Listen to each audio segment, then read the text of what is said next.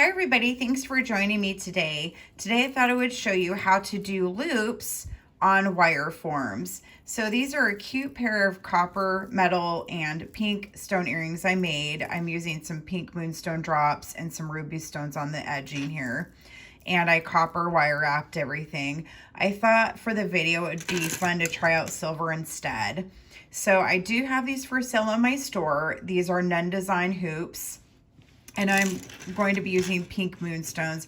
I pre-wire wrapped these for a faster speed here on the video. And I do have another tutorial on how to wire wrap briolets if you want to check it out. And I'll be using some 3mm faceted pink stones. And I'll be using 26 gauge artistic wire brand silver wire. So to start, you're going to grab one of our hoops here and our wire. And I'm going to start at the very top of the hoop, and I'm going to go around 3 times to get the wire started, and it will hold nice and firm here on this hoop. Once you do a few loops, trim off the excess wire. And I'm going to pinch these closed and then slide up to the top of the hoop. And then the next step is I'm going to wire wrap the 3mm stone. And for this particular pattern, I'm using 8 stones wire wrapped around the hoops. And then I'll pause from wire wrapping the stones and form the loops. And how I wire wrap on a pendant is I go with this stone on top of the frame on the outside, and I'll pull the wire through the center and go around the frame.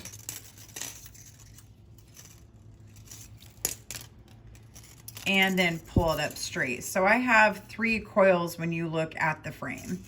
And then when the wire's straight up on the 3rd pass, I'll add another stone.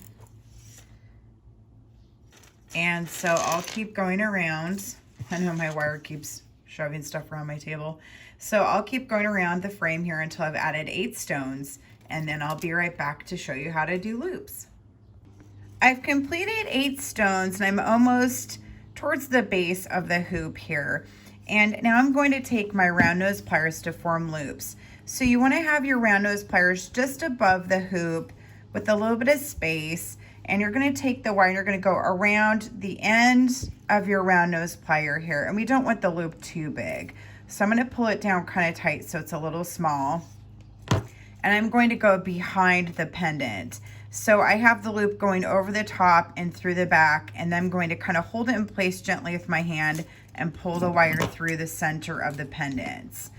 This way it kind of goes forwards and back, and it gets it a little bit more of a stable loop.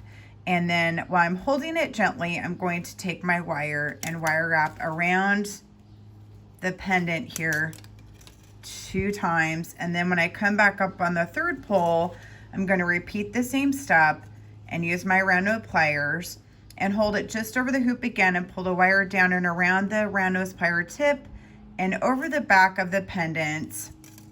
And if it is a little bit too big, you can just kind of grab the wire and push it down with your round nose pliers.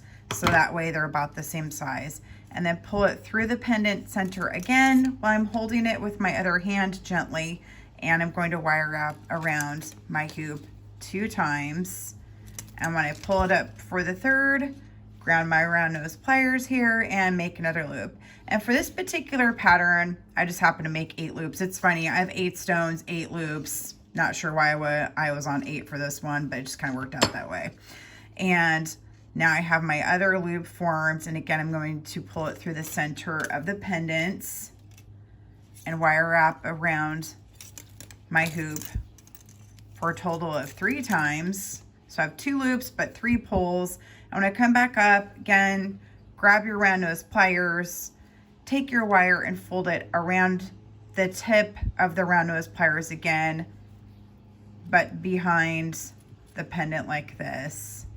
And then just pull it down nice and tight and gently. You don't want to snap the wire, but pull it down and then pull it back through the center of your pendant again.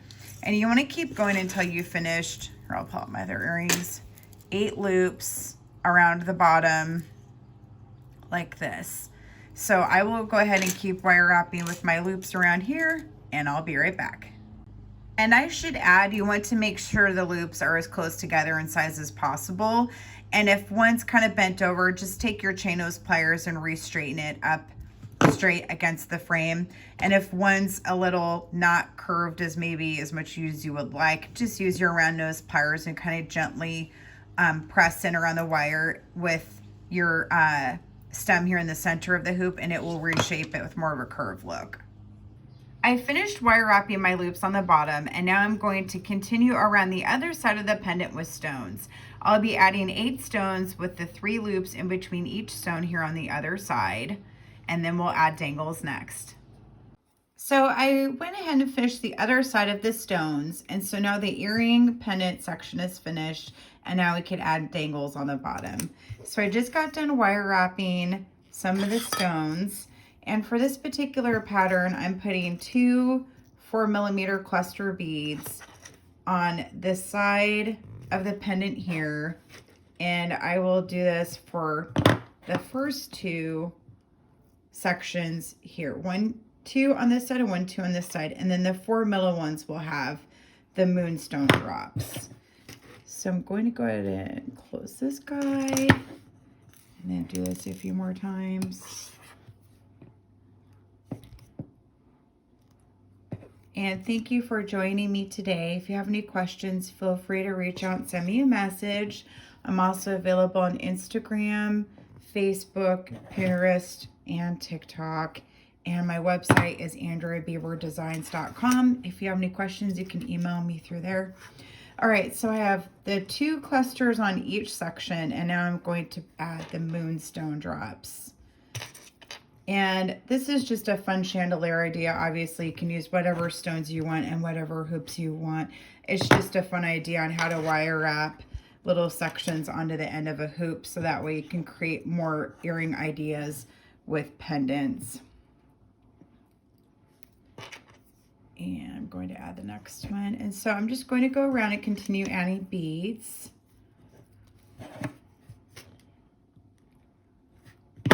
And you can see our pattern start to form. So I'm going to go ahead and complete this, and I'll be right back.